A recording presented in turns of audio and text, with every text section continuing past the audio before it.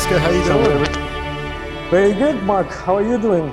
Very, very good. It is such an honour to be speaking with you, mate. Your street photography absolutely blows my mind. What you can do with a camera is absolutely extraordinary. So tell us, street photography, what got you interested in it? I think originally it was like, okay, it's kind of like typical answer, but a little bit of that therapeutical thing Yeah. happened to me because I have a filmmaking background, and there was like a period in my life like where we were trying to get like different projects going, but funding always failed or something didn't happen. So I wanted to keep the directing eye, let's say, still functioning. So I started street photography basically just because of that.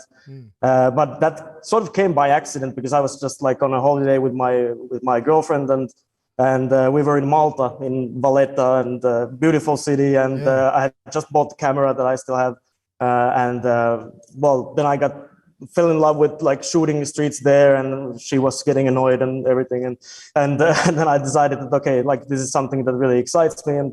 And that kind of started it, say Fantastic. that thing. And sort of like I could see that there's something in street photography, especially in this kind of, well, I guess what you would call fine art street photography, which sort of resonated with me, like that. Okay, I could.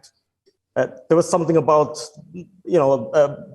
kind of being able to depict this kind of atmosphere of an outsider, or sense of loneliness, or this kind of the sense of solitude, and these kind of things really like made an impression to me. So that kind of hooked me into it.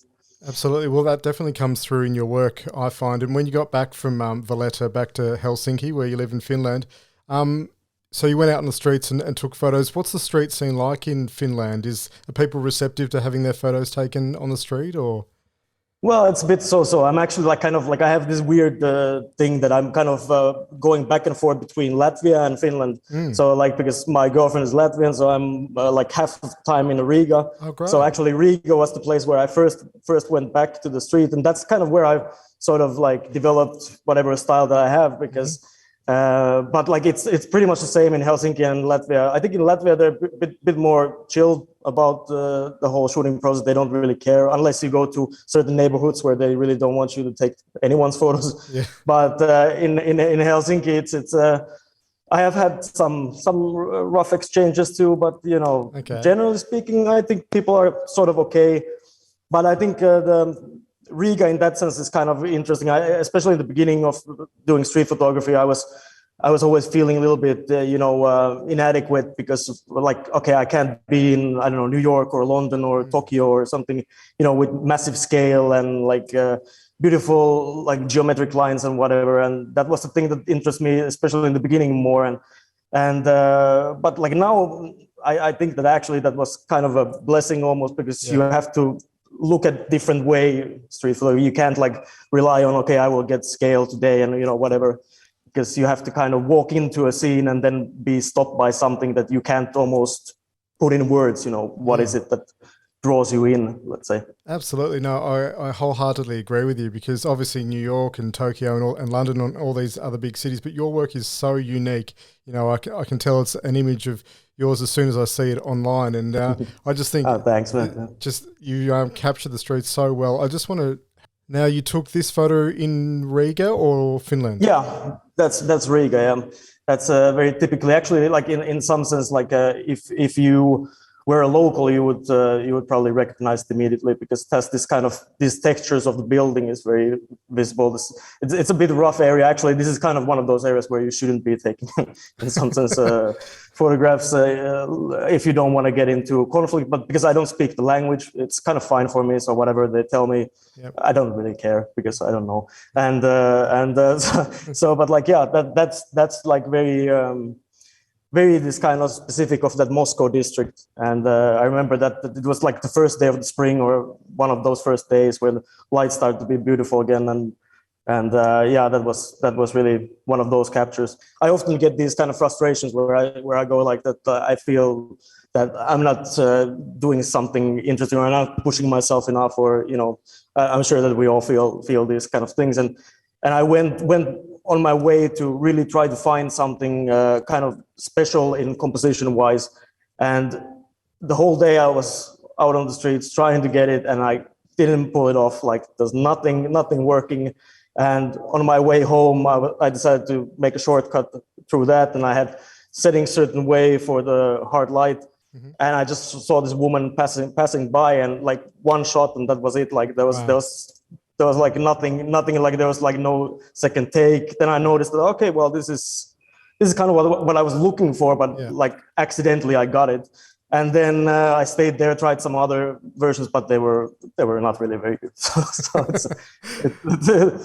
sometimes it happens, like, you know, it's like these kind of flukes almost, like that, like just like that. And sometimes you wait for something 2 hours, and that can be rewarding in the end. But like this was one of those like one shot wonder type of moments for me. And happy flukes. And happy fluke basically.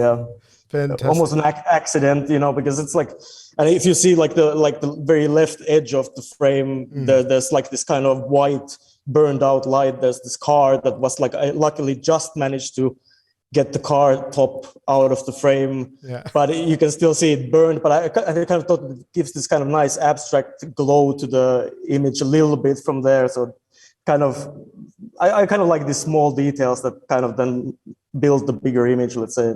Yeah, well, when I first saw it online, it absolutely blew my socks off. So I love that image. And another one of yours that I love is this one. Yeah, well, again, kind of another one of those those kind of flukes. Almost. Well, okay, I was doing this technique the whole day, and this is one of my favorite spots, kind of in Riga, because it's kind of this underpassage, but it has like many different kind of staircases and very different kind of moods within one larger, let's say, area. And that's usually what I kind of try to look for anyways, would be like, ideally you would find a spot where you can make different kind of images. And this was one, but like this was really like that guy just walking, I could see from his somehow like the posture and like how he's coming with this kind of force down. And then I just like really managed to really quickly ramp up the lens there, and that kind of gave that effect. And really, like when I saw it, I realized, it's that could have actually worked in color too. Like sometimes most of my stuff don't work in color at all, and I'm not very good in color. But like that could have actually, because it's a red jacket also with that guy, so it could have been cool, Fantastic. No, that's an extraordinary image. That's what I was going to ask you about, the technique in this one. So have you zoomed when you shot this one? Yeah. That's very quick zoom in, and I just thought like, okay, it's almost like a little bit, maybe it comes from that filmmaking background, like this kind of that like quick dolly in or quick track in shot, like so you can kind of track in, zoom in, that kind of what Scorsese uses most of his films. And so I think in some sense that's where that came from. And a lot of my stuff with photography comes from sort of that film background. I'm not like that photo literate in some sense, but yeah, it's filmmaking.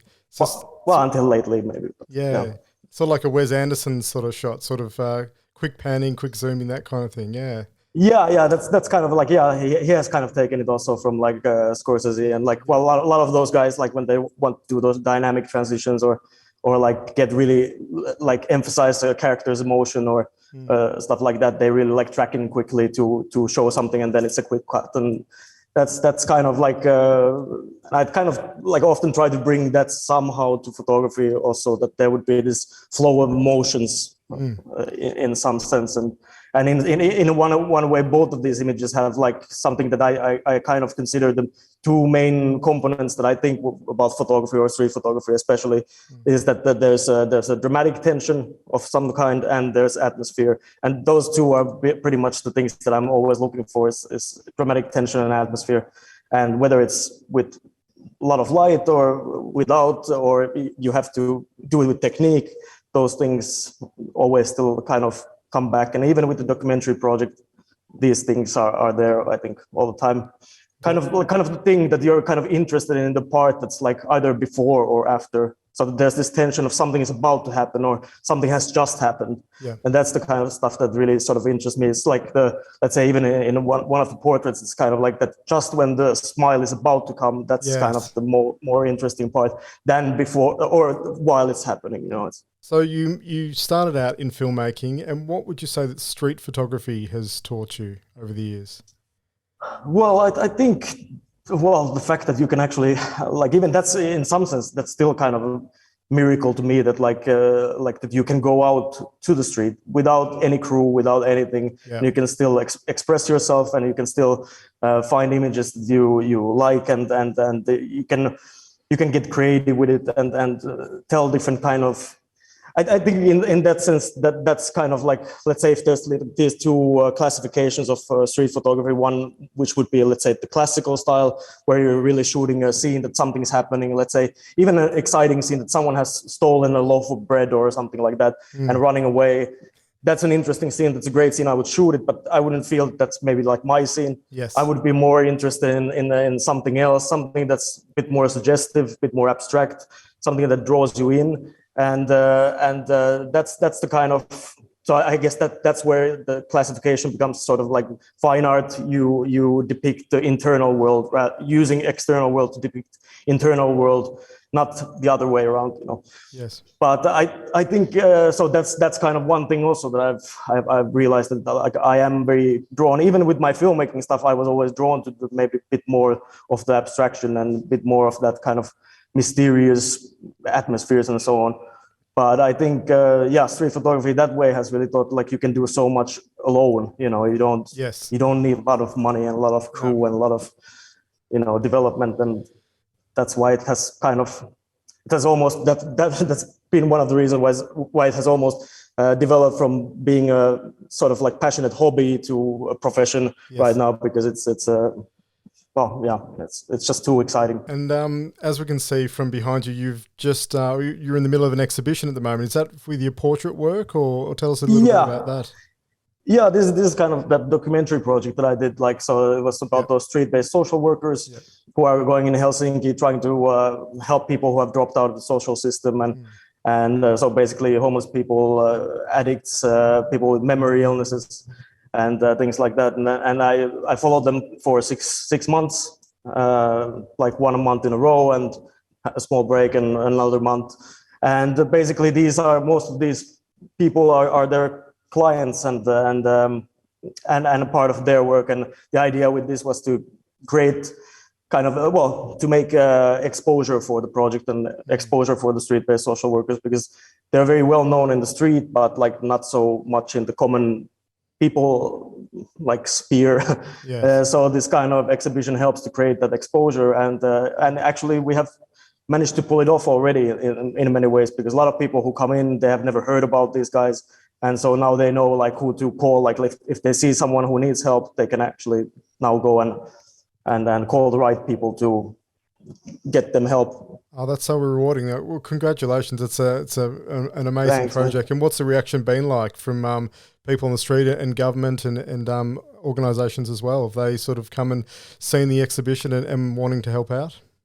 Yeah, they have actually. There's a lot of like these social organizations who are either social workers or people who are dealing with these issues. I even yesterday gave like a group tour, let's say, around the exhibition space, and so there's a lot of people coming in from those sides, and but like I think the main thing is that the kind of common people, let's say in brackets, common people, that they find this project, and that has been very rewarding. That they have found them. All those images very impressive, and a lot of them stay here to chat with me for a long time, for maybe 40 minutes, and talk about it triggers kind of memories of their own about these issues, and some have been very moved. There's been a little bit of sales done even here, and you know, like it's been very good. And now this in here, well, you don't see everything, but like. Around in this space, there's around 40 images, because I have this collage which has like 30 almost there. So but the main product, let's say the end product of this project, is the photo book that we're trying to release on May. And so that will have around 80 pictures and little backstories and all these kind of things. So fantastic. So, and then hoping to do another maybe bigger exhibition with that. Well, you do absolutely remarkable work, Oscar. I think you're one of the most unique, one of my favourite street photographers at the moment. And so what's next for you? What does 2022 hold for you? Yeah, that's a good question. Well, there's still a lot to do with the exhibition. It runs until the end of the year, Mm. but I have to, of course, figure out another project. There might be one person actually came from this kind of institute of like how to say it, sort of like I don't know in English, but sort of like the uh, institute where, well, let's say prisons. Oh yes, yes, So corrections. that might be yeah that kind of institute. So they were interested that maybe if we would find some kind of project that I could basically do similar work with those guys with the inmates. Wow. And see, but that's of course tricky subject because Yeah. here the point was to create like kind of respectable images of these people and not go for the cheap shock value thing. Yes. But like if it's inmates, I know I met a couple of them on the streets already, and those guys can brag all they want, like and I'm not really sure if I want to give them a platform where Yes. No, I understand. Yeah, absolutely. So it's a little bit tricky subject. It depends what's the theme. If the theme is like I don't know regret or something like that, or maybe then there could be an angle, or maybe it's about the prison guards or something like that. Maybe that could be something. But like at the moment, that's something that's kind of brewing. But like I would really want to figure out like another project. Maybe I will go totally the opposite way, do something very something my personal, something very crazy abstract artsy stuff. I don't know. But like Well, that would be also cool. To make an exhibition of only those kind of works. Well, absolutely. I would fly to Helsinki just to see it. So I'm looking forward to tracking your journey. And look, I really appreciate you taking the time to have a chat to me today, Oscar. It's as I said, I absolutely love your work, and hopefully get to go over to Europe and meet you in person one day. Yeah, let's hope so. I hope to come to Australia too. You have some of my favorite photographers there, like Trent Park and people like that. Anyway, and of course, like you do beautiful work yourself, and a lot of your friends that I've met kind of over Instagram, like great guys there. Really, you have really cool like how do you say kind of community there of street photographers. Absolutely, no, there's a good little network of street photographers here in Melbourne. It's very lucky that we get to meet on Instagram and talk in such occasions as this. So no, look, I really appreciate your time and thanks so much for hanging around and having a chat. No, me too. Thanks so much, Mark, and wish you all the best, man. And talk to you soon again. You too. Thanks, Oscar. Okay, thanks. Bye.